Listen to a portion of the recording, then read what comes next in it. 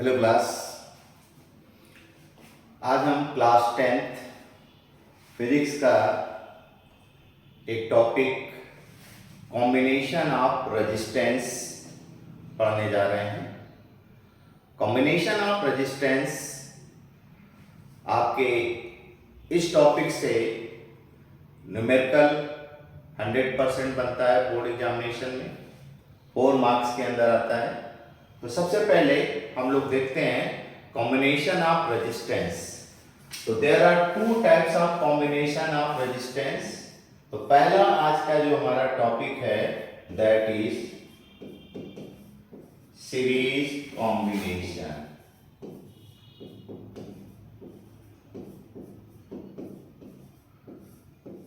तो what is series combination, इसके बारे में देखते हैं।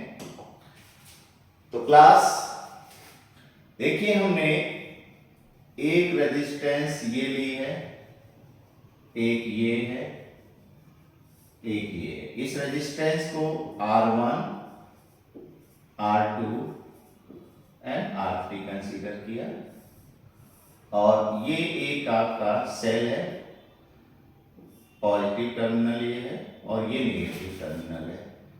और यहां पर हम एक की भी लगा दे रहे हैं और ये आपको एक कंप्लीट सर्किट आपको दिखाया है।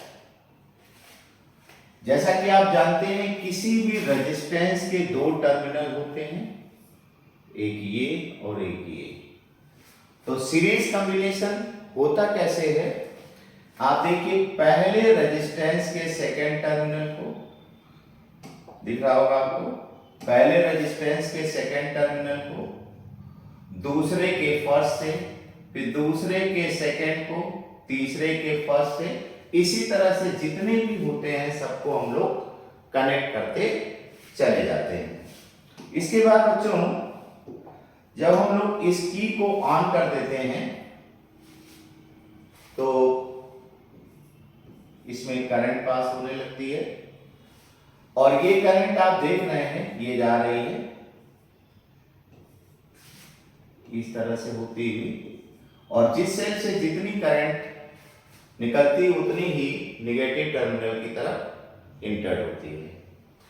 अगर सेल करंट I सेंड कर रहा है तो हम क्या देख रहे हैं कि सीरीज कॉम्बिनेशन में सभी में करंट कितनी पास हो रही है, I ही फ्लो कर रही है।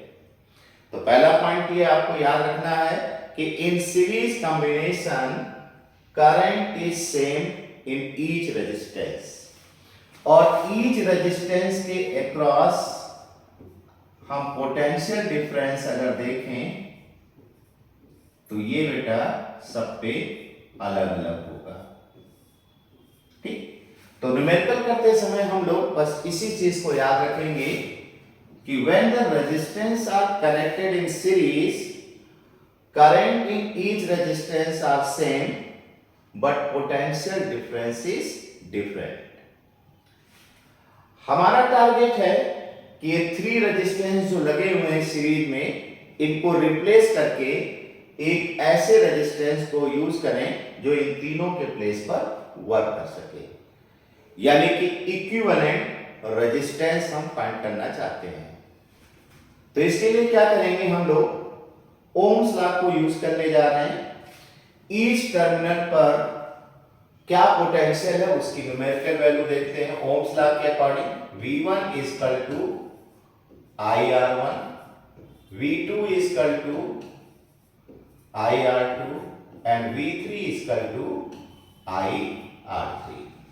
ईच रेजिस्टेंस के अक्रॉस हमने पोटेंशियल डिफरेंस निकाल लिया, और जो सेल है, अगर सेल के टर्मिनल्स पर जो पोटेंशियल V है तो that V must be equal to sum of these 3 potential difference.